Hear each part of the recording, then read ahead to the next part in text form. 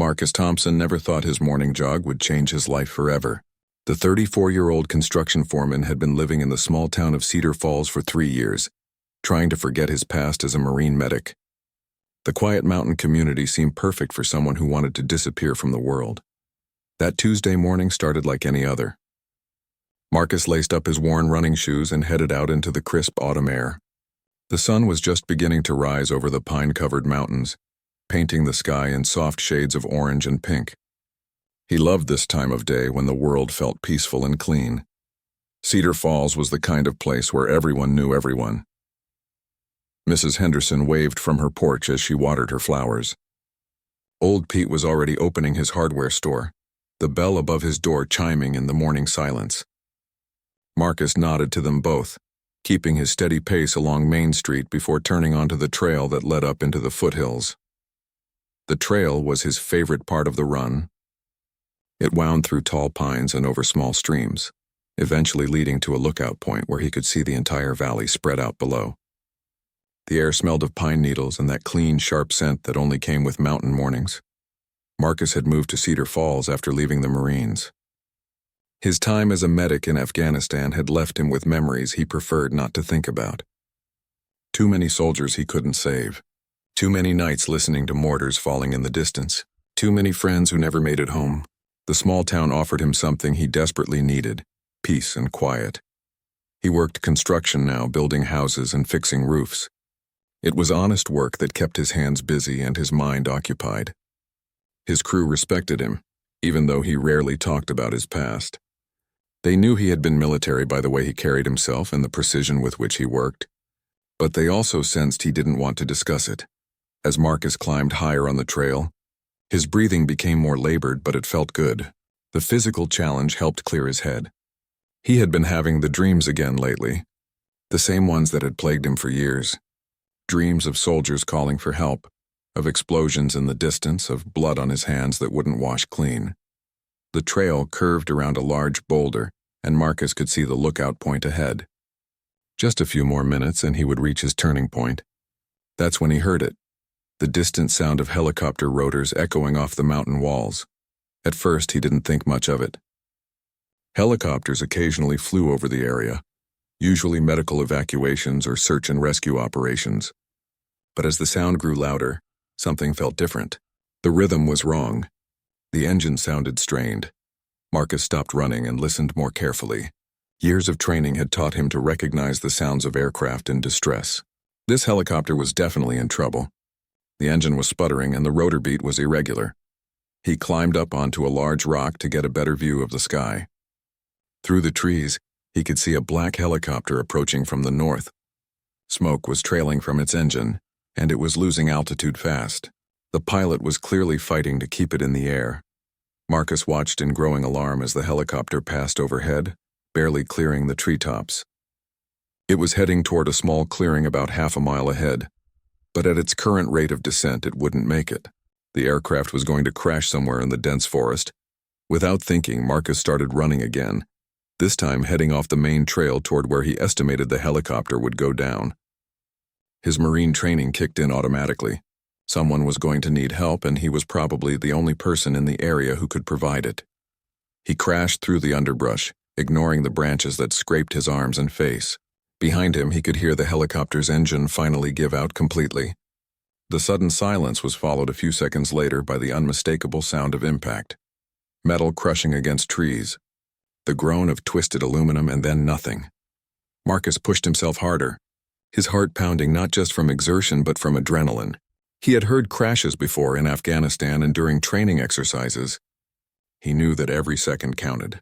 If anyone had survived the impact, they would need immediate medical attention. The forest was thick with pine trees and fallen logs, making progress difficult. Marcus had to climb over deadfalls and push through tangles of branches. His running clothes were torn, and he could feel blood from scratches on his arms, but he kept moving. As he got closer to the crash site, he could smell the acrid scent of aviation fuel mixed with smoke. Not good. If fuel was leaking, there could be a fire at any moment. He needed to reach any survivors quickly and get them away from the wreckage. Finally, he broke through a stand of young pines and saw the helicopter. It had come down in a small natural clearing, though it had clipped several trees on the way. The aircraft was lying on its side, the main rotor blades broken and scattered around the site. The cockpit was partially crushed, but the cabin area looked like it might be intact. Marcus approached carefully, knowing that aircraft fuel could ignite without warning. He could see movement inside the passenger compartment. Someone was alive in there, but they were trapped. As he got closer, he realized this wasn't just any helicopter. The aircraft was painted in the flat black color scheme used by special operations units. This was a military bird, and whoever was inside was probably military too. Marcus had no way of knowing that his decision to help would set in motion a chain of events that would change everything he thought he knew about his quiet new life. All he knew was that someone needed help, and he was the only one there to provide it. He took a deep breath, said a quick prayer, and moved toward the wreckage. Marcus approached the wreckage cautiously, his eyes scanning for any signs of fire or fuel leaks. The helicopter had come down hard, and the smell of aviation fuel was strong in the air. One spark could turn the entire scene into an inferno. The passenger cabin was accessible through a door that had been partially torn from its hinges. Marcus could hear someone moving inside, along with the sound of labored breathing. He peered through the opening and saw two men in military fatigues. Both were conscious but clearly injured. The first man he could see was trapped under a section of twisted metal. Blood covered the left side of his face, and his leg was bent at an unnatural angle. The second man was trying to free his companion, but his own movements were slow and clumsy. Marcus could see that his left arm hung uselessly at his side. "Hey," Marcus called out. "I'm here to help. Are there any other passengers?" The uninjured man looked up, his eyes sharp despite his obvious pain. Marcus noticed immediately that this wasn't an ordinary soldier. Everything about the man's bearing, even while injured, spoke of elite training. His uniform had no visible unit patches, and his equipment was the kind used by special operations forces. "Just us two," the man replied, his voice steady despite the circumstances. "I'm Sergeant Collins. This is Sergeant Rivera. He's trapped under this panel, and I can't move it with one arm." Marcus squeezed through the damaged doorway, careful not to disturb any loose debris that might shift and cause more damage. The cabin was cramped, made worse by the various pieces of equipment and metal that had been thrown around during the crash. He quickly assessed Rivera's condition. The trapped man was conscious but pale, and Marcus could see blood pooling beneath the metal panel that had him pinned. The injury to his leg looked serious, possibly a compound fracture. More concerning was the possibility of internal bleeding. "My name's Marcus," he said, keeping his voice calm and professional. "I'm going to get you out of here, but I need to check a few things first." Rivera nodded weakly. "Thanks for coming. Thought we were done for when I heard that engine quit." Marcus turned to Collins. "What happened up there?" "Mechanical failure," Collins replied tersely. "Engine just died on us. Pilot did his best to bring us down soft, but..." He gestured toward the front of the aircraft, where Marcus could now see the cockpit was completely crushed. Marcus felt his stomach tighten. He had hoped the pilot might have survived, but it was clear that wasn't the case. He said a quick, silent prayer for the unknown airman who had died trying to save his passengers. "We need to get out of here fast," Marcus said. "I can smell fuel, and this whole thing could go up any second." He examined the metal panel, trapping Rivera more closely.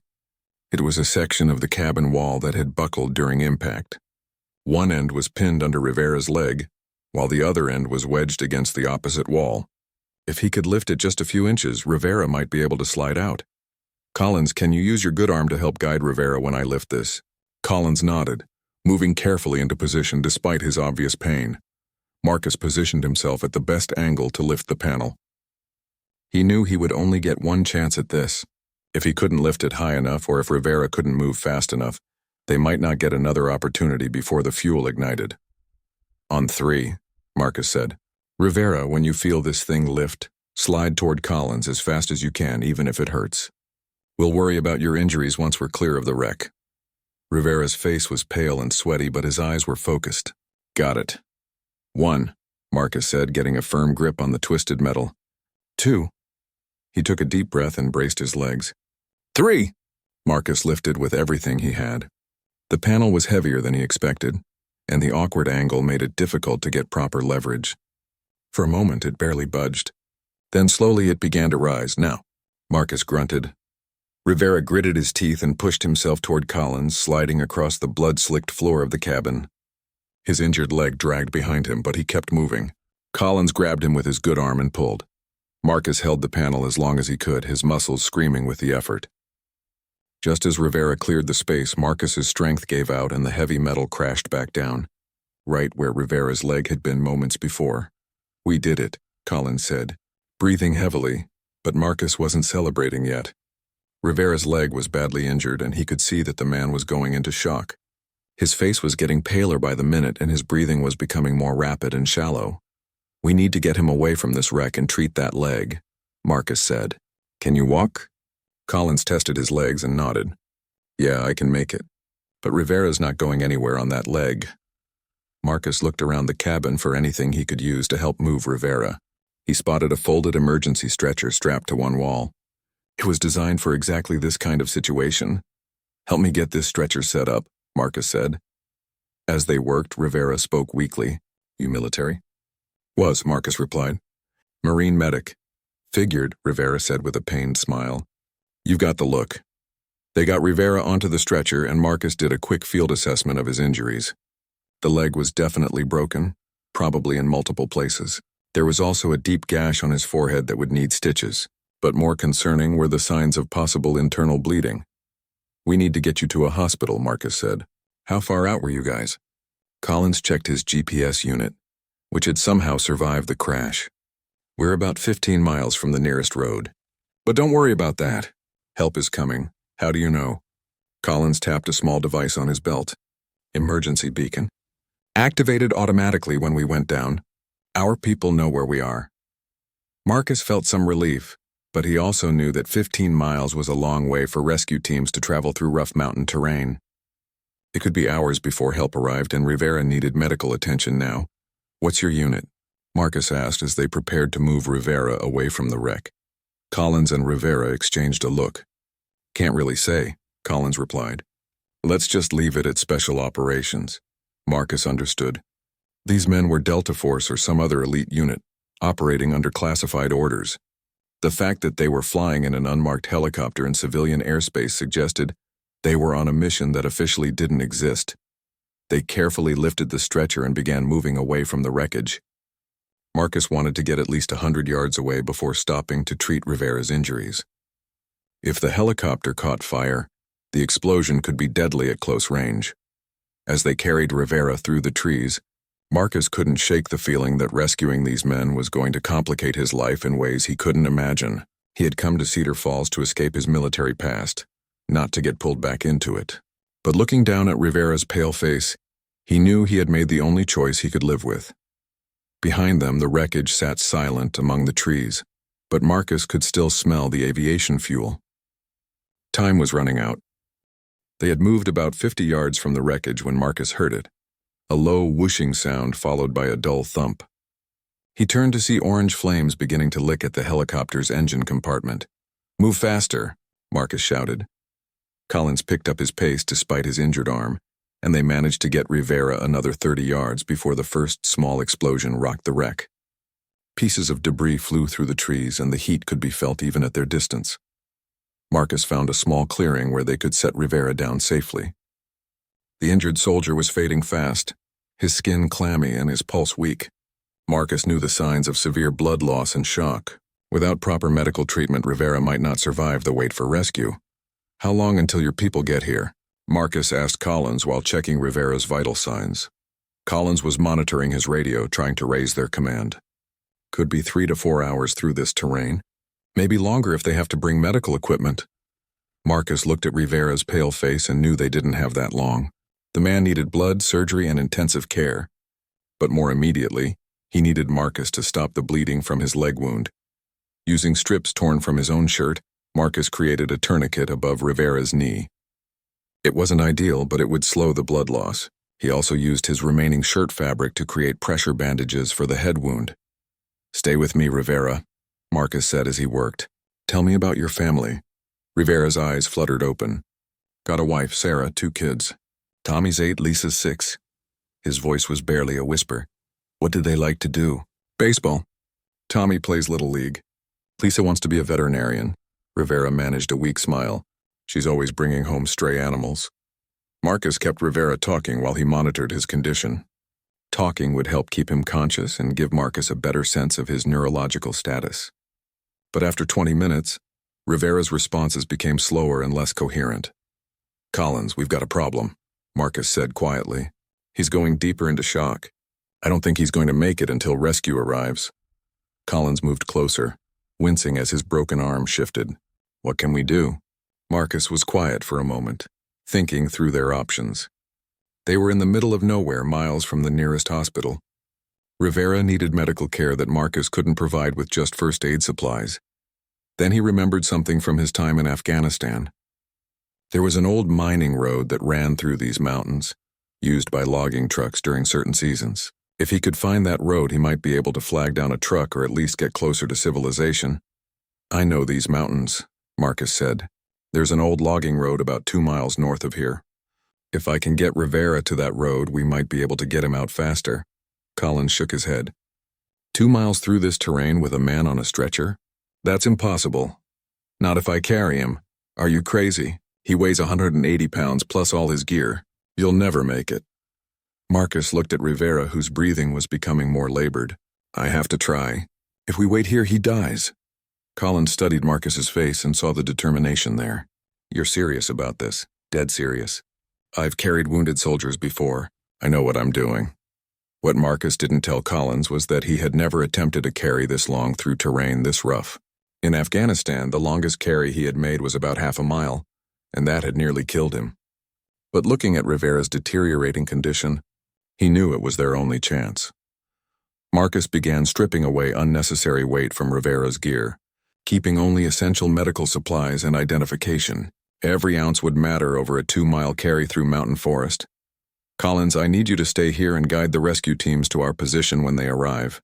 Keep trying to raise them on the radio and let them know what we're doing." Collins nodded reluctantly. "This is insane, but I understand why you're doing it." Marcus lifted Rivera onto his back in a fireman's carry, the same technique he had used in combat zones. The weight was significant, but manageable. The real test would come after the first mile, when exhaustion began to set in. "If something happens to me," Marcus told Collins, "tell Rivera's family that he's a hero, and tell them he never stopped talking about them." Collins gripped Marcus's shoulder with his good hand. "Nothing's going to happen to you. You're going to save his life." Marcus started walking north, using his knowledge of the terrain to pick the easiest route possible. For the first 20 minutes, he made good time. The weight on his back was uncomfortable but bearable, and Rivera seemed stable. But as the terrain became steeper and more difficult, Marcus began to feel the strain. His legs burned with effort and his breathing became labored. Sweat poured down his face despite the cool mountain air. Rivera drifted in and out of consciousness during the carry. Sometimes he would mumble about his family or ask where they were going. Other times he was completely unresponsive. Marcus kept talking to him, partly to keep him awake and partly to maintain his own motivation. After an hour of walking, Marcus's pace had slowed considerably. His legs felt like rubber, and every step was an effort of will. He had to stop several times to rest and readjust Rivera's position on his back. "Almost there," Marcus lied, knowing they still had over a mile to go. The forest seemed to close in around them as Marcus pushed deeper into the mountains. Several times he had to backtrack when the terrain became impassable. Each detour cost precious time and energy. During one rest stop, Marcus checked Rivera's pulse and found it dangerously weak. The man was slipping away despite Marcus's efforts. Panic began to set in as Marcus realized he might be watching another soldier die, just like in Afghanistan. "No," Marcus said out loud. "Not this time." He lifted Rivera back onto his shoulders and continued walking, driven now by a determination that bordered on desperation. His body screamed in protest, his vision blurred with exhaustion, but he kept moving. The final half-mile was pure torture. Marcus stumbled repeatedly, nearly dropping Rivera several times. His legs shook with fatigue, and he could taste blood in his mouth from his labored breathing. Just when he thought he couldn't take another step, Marcus heard the distant sound of a truck engine. Through the trees ahead, he could see the faint outline of the old mining road, summoning his last reserves of strength. Marcus pushed through the final stand of trees and emerged onto the dirt road just as a logging truck came around the bend. The driver saw Marcus collapse at the roadside with Rivera on his back and immediately stopped. "Holy hell, what happened to you boys?" the truck driver shouted as he jumped from his cab. "Medical emergency," Marcus gasped. "Need to get to a hospital now." The truck driver, a burly man named Jake who had worked these mountains for 20 years, didn't hesitate. He helped Marcus get Rivera into the truck's cab and immediately radioed for an ambulance to meet them at the main highway. As the truck rumbled down the mountain toward civilization, Marcus held Rivera's wrist, monitoring his pulse. It was weak but steady. They had made it, but just barely. Marcus had pushed his body beyond its limits and nearly collapsed from exhaustion. But Rivera was alive. The question now was whether they would reach medical help in time to save him. Behind them, smoke from the helicopter wreckage continued to rise above the trees, marking the spot where Marcus's quiet morning run had turned into a life-or-death rescue mission. The ambulance was waiting at the junction where the mining road met the main highway. Marcus watched as the paramedics quickly transferred Rivera from the truck to their vehicle, their movements efficient and professional. Rivera was unconscious now, but his vital signs were stable enough for transport. "You coming with us?" one of the paramedics asked Marcus. Marcus looked down at himself for the first time since the rescue began. His clothes were torn and bloody. His face was scratched from branches and his hands were shaking from exhaustion. He realized he probably needed medical attention too. "Yeah," he said quietly. The ride to Valley Medical Center took 45 minutes, during which the paramedics worked to stabilize Rivera, while monitoring Marcus for signs of exhaustion and dehydration.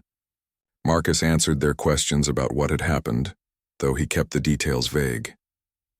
He wasn't sure how much he should reveal about the military nature of the helicopter crash. At the hospital, Rivera was immediately rushed into emergency surgery, while Marcus was taken to a treatment room for evaluation. A young doctor named Dr. Sarah Chen examined his cuts and bruises while asking about his symptoms. Severe dehydration, mild hypothermia, and complete physical exhaustion, she concluded. "You're lucky you didn't collapse out there. What you did was either very brave or very stupid." "Maybe both," Marcus admitted. Dr. Chen started an IV to replace fluids and gave Marcus something for the pain in his back and legs. "The man you carried in is in surgery now. Dr. Peterson is one of our best trauma surgeons. If anyone can save him, it's her." Marcus dozed fitfully in the hospital bed, waking every few minutes to ask about Rivera's condition. The nurses were kind but had no updates from the operating room. All he could do was wait and hope that his desperate rescue attempt had been worth it. Around noon, Dr. Peterson emerged from surgery and found Marcus in his room. She was a small woman with gray hair and tired eyes, but her voice was strong and confident. "Your friend is going to live," she said without preamble. "It was touch and go for a while, but we managed to stop the internal bleeding and repair the damage to his leg. He's going to need several more surgeries and months of rehabilitation, but he'll recover." Marcus felt a wave of relief so strong it made him dizzy. "Thank you. Can I see him?" "He's in recovery now and will be unconscious for several more hours. But yes, you can see him briefly." Rivera looked small and pale in the intensive care unit, surrounded by machines that monitored his vital signs. His leg was immobilized in a complex frame, and multiple IV lines fed medications into his system. But he was breathing on his own, and his color was better than it had been on the mountain.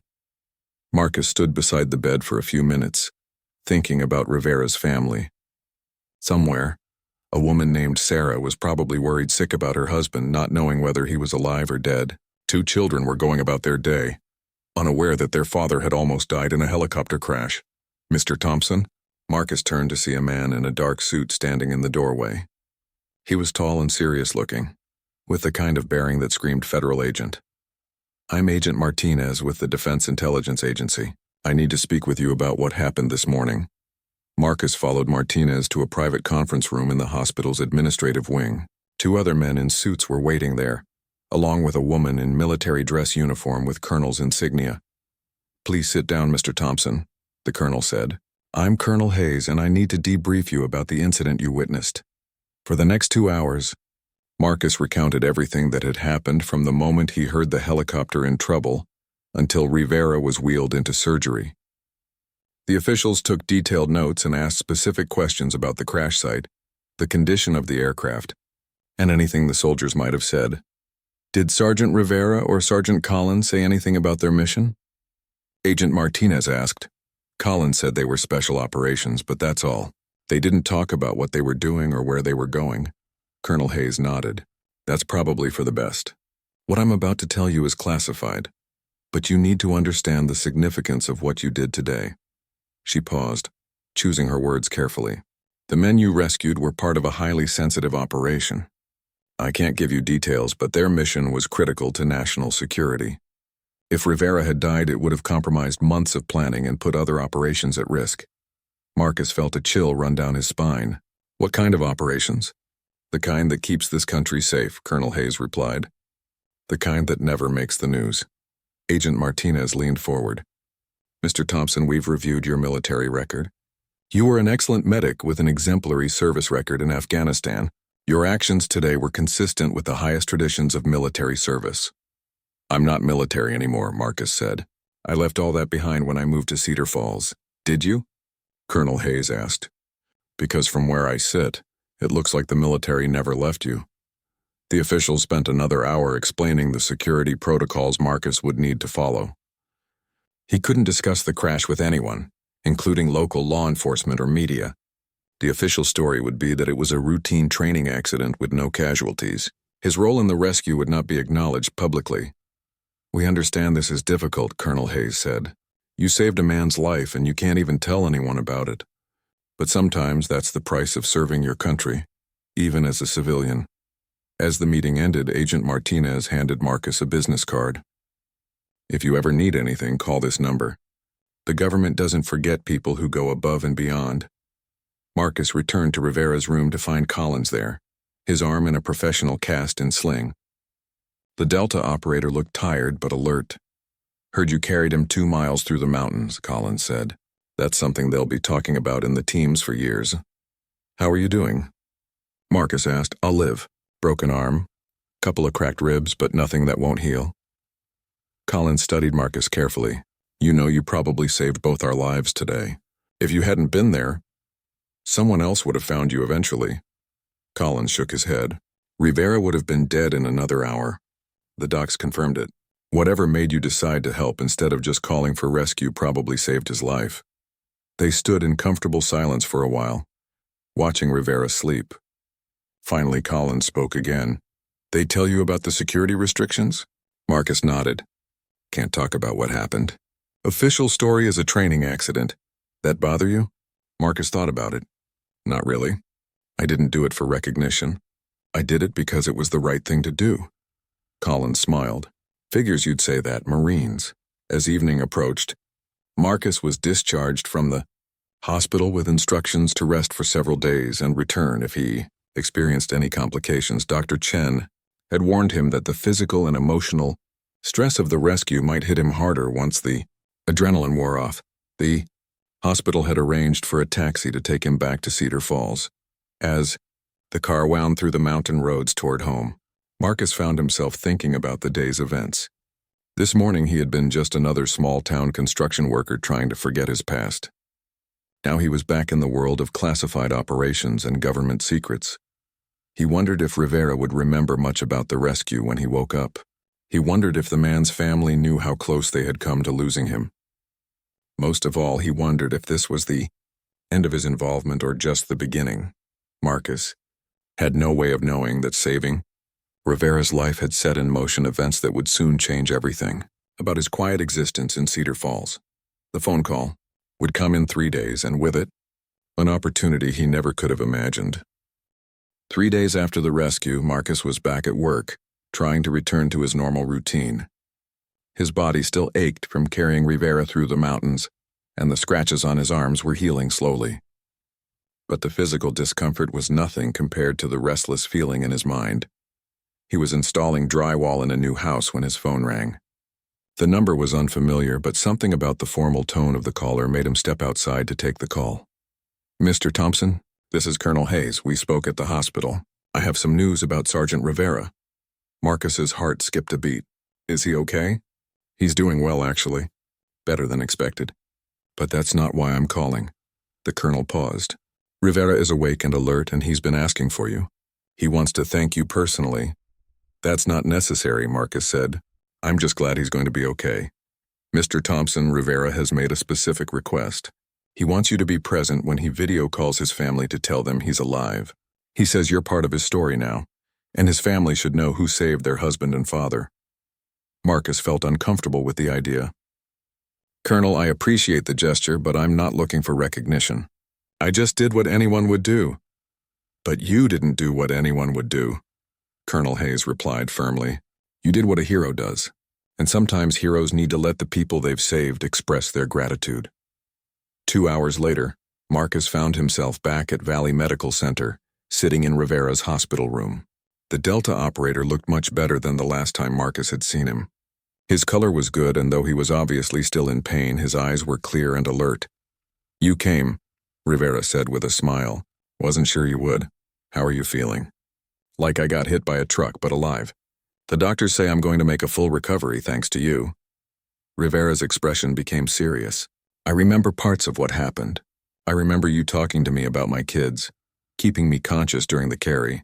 Do you know what that means to me?" Before Marcus could answer, a nurse brought in a laptop computer and set it up on Rivera's bedside table. "Ready for your call, Sergeant?" Rivera nodded and then looked at Marcus. "Please stay. I want Sarah and the kids to meet you." The video call connected, and suddenly Marcus was looking at a woman with kind eyes and worried expression, flanked by 2 children who looked exactly like their father had described them. The relief on Sarah Rivera's face when she saw her husband was overwhelming. "Miguel, oh my God, we've been so worried. They told us there was an accident, but no details. Are you okay?" "I'm okay, baby. Banged up pretty good, but I'm going to be fine." Rivera's voice was steady, but Marcus could see tears in his eyes. "There's someone I want you to meet. This is Marcus Thompson. He's the man who saved my life." Sarah Rivera looked directly at Marcus through the screen, and her expression changed to one of profound gratitude. "Mr. Thompson, I don't know how to thank you. They told us Miguel was injured, but not how bad it was. If you hadn't been there— Mom, is Dad really okay?" The little girl, Lisa, had moved closer to the camera. "I'm okay, sweetheart," Rivera said. "And I'm okay because this brave man helped me when I was hurt." Tommy, the 8-year-old, studied Marcus seriously. "Are you a soldier too?" "I used to be," Marcus replied. "But now I just build houses." "Dad says soldiers help people," Tommy continued. "Thank you for helping my dad." Marcus felt a lump forming in his throat. "Your dad is a hero, Tommy. He was doing important work to keep people safe." What happened next caught Marcus completely off guard. Sarah Rivera began to cry, not the tears of worry she had been holding back, but tears of overwhelming gratitude and relief. "Mr. Thompson," she said through her tears, "I need you to understand something.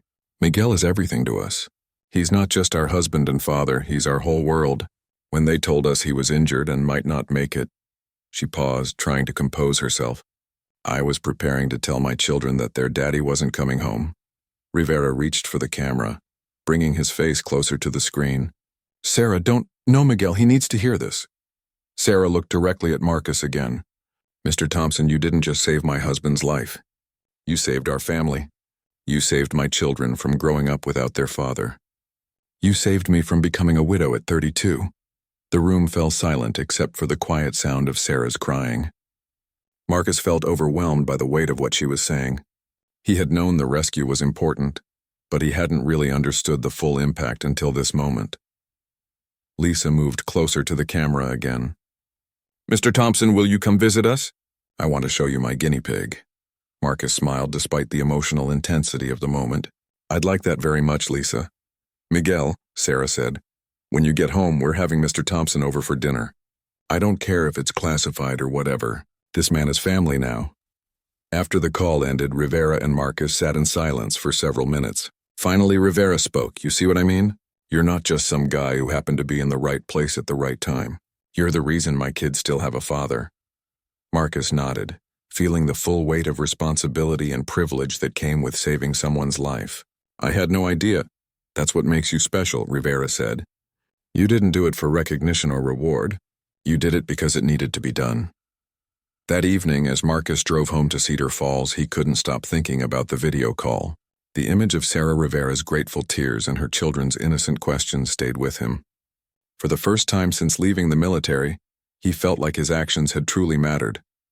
But what Marcus didn't know was that the video call had been observed by people far beyond Rivera's family. In a secure facility in Virginia, intelligence analysts had been monitoring the conversation, not for security reasons, but for something else entirely. The next morning, Marcus received another phone call, this time from someone he had never heard of but who seemed to know a great deal about him. "Mr. Thompson, my name is Director Patricia Walsh. I work for a government agency you've probably never heard of. I've been following your case since the helicopter incident, and I have a proposition for you." "What kind of proposition?" "The kind that would allow you to help people like Rivera on a regular basis. The kind that would give purpose to those skills you've been hiding in Cedar Falls." Marcus felt his pulse quicken. "I'm not interested in going back to military service." "This isn't military service," Director Walsh said. "This is something different. Something that would let you save lives without the constraints of military bureaucracy or political considerations. Are you willing to listen?" As Marcus held the phone, staring out at the peaceful mountains of Cedar Falls, he realized that his quiet life was about to change forever.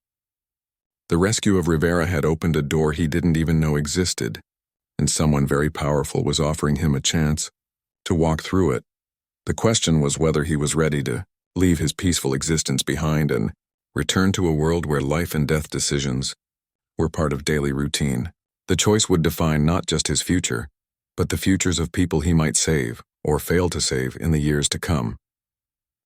Director Walsh arranged to meet Marcus at a small diner 30 miles outside Cedar Falls. She had insisted on a face-to-face meeting, saying that some conversations couldn't happen over the phone. Marcus arrived early, choosing a corner booth where he could see the entire restaurant. When Director Walsh walked in, she wasn't what Marcus had expected. She was a woman in her 50s with graying hair and a professional but warm demeanor. She looked more like a college professor than a government spook, but her eyes held the kind of sharp intelligence that came from years of making difficult decisions. "Mr. Thompson, thank you for coming," she said, sliding into the booth across from him. "I know this is unusual." "Which part? The mysterious phone call or the meeting in the middle of nowhere?" Director Walsh smiled. "Both, I suppose. But what I'm about to discuss with you requires absolute privacy." She opened a thin briefcase and removed a single folder. "Before we begin, I need you to sign this." She handed him a non-disclosure agreement. "Even if you decide not to accept my offer, you cannot discuss what we talk about today."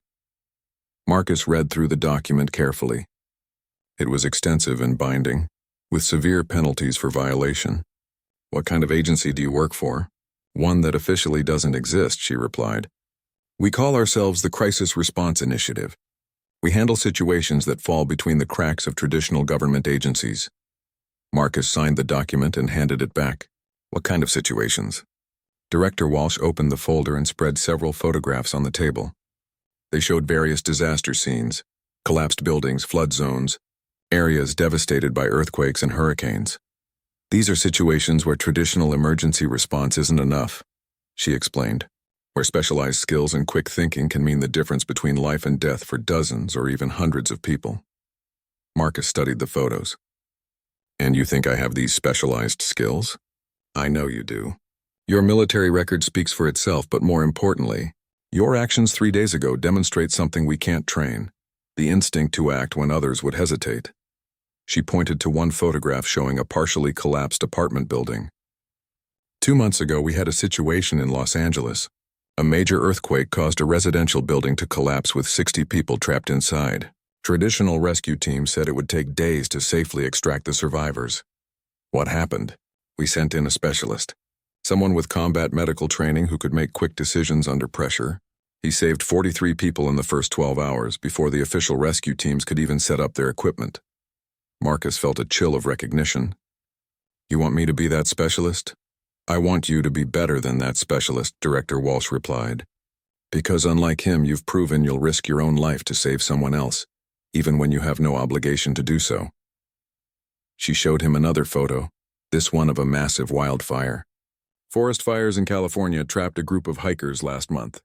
Our specialist went in alone and guided them to safety through terrain that regular firefighters couldn't navigate. How is this different from what regular first responders do?" Director Walsh leaned forward, her expression serious. "Regular first responders have protocols, procedures, chain of command. They have to wait for authorization, coordinate with multiple agencies, follow safety regulations that sometimes prevent them from taking necessary risks. And your people don't? Our people have one mission: save lives by any means necessary. We give them the authority and resources to make decisions in the field without waiting for permission from Washington. Marcus studied the photos again, feeling both intrigued and wary. What would this involve exactly? Rapid deployment to crisis situations anywhere in the country, sometimes anywhere in the world. You would be part of a small team of specialists, each with unique skills. When traditional response isn't enough, when people are going to die unless someone takes extraordinary action, we send you in. She pulled out another photograph, this one showing a flooded city with people stranded on rooftops. Hurricane damage in New Orleans last year. Official response was delayed by bureaucratic confusion. Our team went in immediately and evacuated 300 people before the official rescue operation even began. Why me specifically? Director Walsh closed the folder and looked directly at Marcus. Because in your military service you had a 97% save rate as a combat medic. Because you carried wounded soldiers to safety under enemy fire on 6 different occasions. And because 3 days ago, you proved that leaving the military didn't change who you are. Marcus felt his carefully constructed new life beginning to crumble around him. I came to Cedar Falls to get away from all this. I wanted a quiet life. And how's that working out for you? Director Walsh asked gently. Are you happy building houses and pretending you're not the man who saved Rivera's life? The question hit harder than Marcus expected. The truth was, the last 3 days had been the most alive he had felt since leaving the Marines. The rush of making life or death decisions, the satisfaction of knowing his actions mattered. He had missed it more than he wanted to admit. What about my life here? My job, my house? We would make arrangements. The position comes with housing anywhere you want it, including Cedar Falls. You would be on call but not constantly deployed. Most of our specialists maintain some kind of civilian life between missions. Director Walsh pulled out a final document.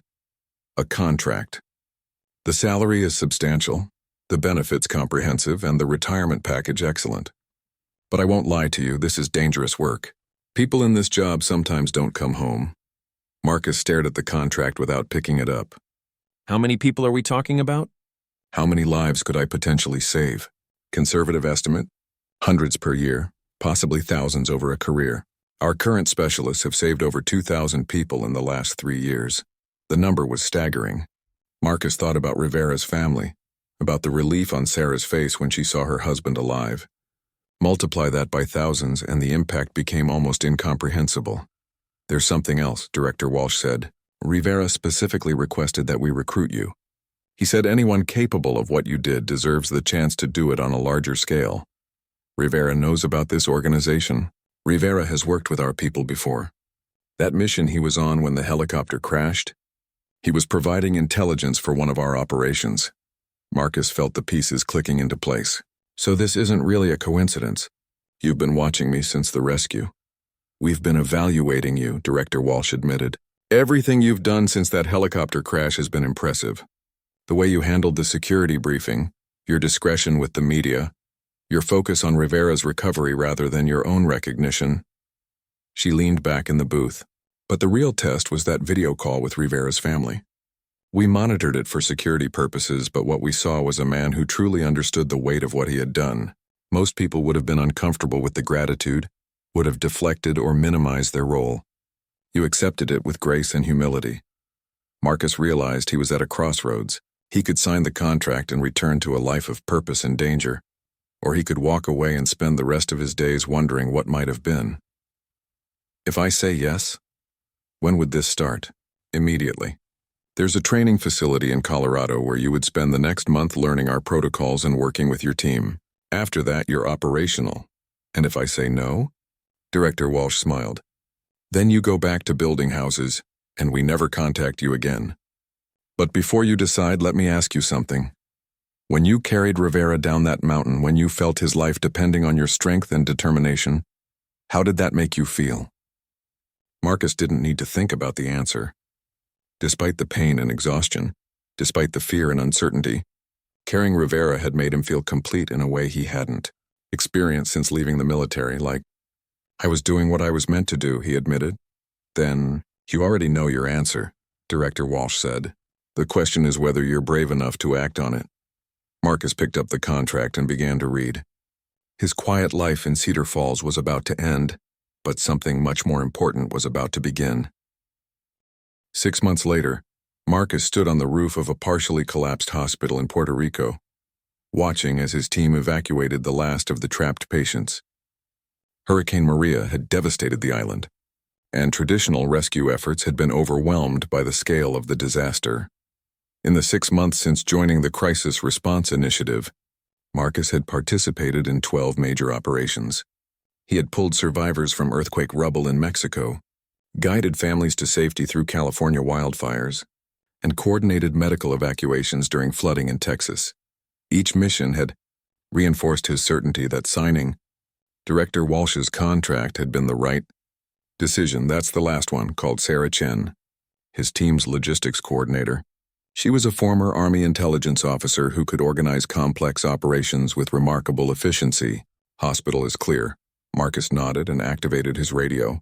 "Base, this is Rescue 1. Building is evacuated. All patients and staff accounted for." "Copy that, Rescue 1. Excellent work. Return to base for debrief." As they made their way back to their temporary command center, Marcus reflected on how much his life had changed. He still maintained his house in Cedar Falls, but he spent most of his time traveling to crisis zones around the world. The work was exactly what Director Walsh had promised: dangerous, demanding, and incredibly rewarding. His team had become like family. Besides Sarah, there was Jake Morrison, a former Navy SEAL who specialized in high-risk extractions, and Dr. Elena Rodriguez, an emergency physician who could perform surgery in the most challenging conditions. Together, they had saved hundreds of lives. Back at base, Marcus found a message waiting for him. Rivera had been trying to reach him for several days. Marcus stepped outside to return the call, curious about what the Delta operator might need. "Marcus, finally. I've been trying to get hold of you for a week." Rivera's voice was strong and cheerful. "How are you doing?" "I'm good, Miguel. Really good." "How's the recovery going?" "Almost complete. I'm back to full duty next month." Rivera paused. "Listen, I know you can't talk about your new job, but I wanted you to know that word gets around in the special operations community. What you're doing with the CRI is impressive." Marcus was surprised. "You know about my missions?" "Some of them. The earthquake in Mexico made news in our circles. When I heard about a former Marine medic leading civilian rescues in collapsed buildings, I figured it had to be you." "It's good work," Marcus said simply. "It's important work," Rivera corrected. "And I wanted to tell you something. Remember that conversation we had about my kids?" "Of course." "Well, Tommy has decided he wants to be a rescue worker when he grows up. Not a soldier like his dad, but someone who saves people from disasters. He says he wants to be like Mr. Marcus, who saved his daddy." Marcus felt a warmth spread through his chest. "That's quite an honor. And Lisa is still planning to be a veterinarian, but now she says she wants to help animals during emergencies, like hurricanes and earthquakes. You've influenced my whole family in ways you'll probably never know." As they talked, Marcus realized that the impact of that morning rescue had rippled far beyond anything he could have imagined. Not only had he saved Rivera's life and preserved his family, but he had also discovered his own true calling and inspired the next generation. "Miguel, can I ask you something? That day in the helicopter when you were trapped under that metal panel, were you afraid?" Rivera was quiet for a moment. "Terrified. Not of dying, but of never seeing my family again. Of Sarah having to raise the kids alone. Of missing Tommy's baseball games and Lisa's graduation." He paused. "But then you showed up and somehow I knew everything was going to be okay. You had this look in your eyes like failure wasn't an option. I was scared too," Marcus admitted. "Scared I wouldn't be strong enough to carry you out. Scared I'd make the wrong decision. But you did it anyway. That's what makes you special, Marcus. Fear doesn't stop you from doing what needs to be done." After ending the call, Marcus walked to the temporary medical facility where Dr. Rodriguez was treating injured civilians. The scenes reminded him of his early days as a military medic, but there was something different now. Here he wasn't treating soldiers who had been sent into harm's way. He was helping innocent people whose lives had been disrupted by natural disasters. "How many today?" he asked Dr. Rodriguez. 43 treated, 12 requiring evacuation to the mainland, she replied, without looking up from her patient. All because we got here faster than traditional response teams. Marcus nodded and walked outside to watch the sunset over the damaged landscape. In a few days, they would return to Colorado for rest and training before the next deployment. Somewhere in the world, another disaster was probably developing, and his team would be ready to respond. His phone buzzed with a text message from Director Walsh. New mission briefing at 800 tomorrow. Earthquake in Italy. Civilian teams overwhelmed. Your wheels up in 6 hours. Marcus smiled and typed back, copy that. Team will be ready. As he prepared for another mission, Marcus thought about the chain of events that had brought him here. A morning jog, a helicopter crash, a moment of decision that had changed everything. He had saved Rivera's life, but in many ways, Rivera had saved his too. The quiet construction worker who had tried to hide from his past was gone. In his place was someone who had found his true purpose, being the person who shows up when others can't, who takes the risks that others won't, who saves lives because that's what needs to be done. 6 months ago, Marcus had nearly died saving a Delta operator. Today, he was part of an elite team that saved lives around the world. Rivera had been right when he said Marcus would never forget what happened after the rescue. What Marcus would never forget wasn't just the gratitude of Rivera's family or the satisfaction of saving lives. What he would never forget was the moment he realized that some people are meant for extraordinary things, even if they spend years trying to live ordinary lives.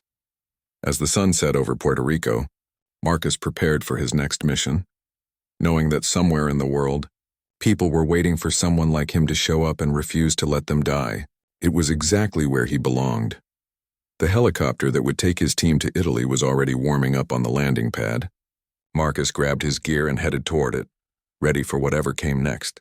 Behind him, the hospital they had evacuated stood empty but intact, a testament to what could be accomplished when the right people arrived at the right time. Rivera had been right about one more thing. Fear didn't stop Marcus from doing what needed to be done. It never had and it never would.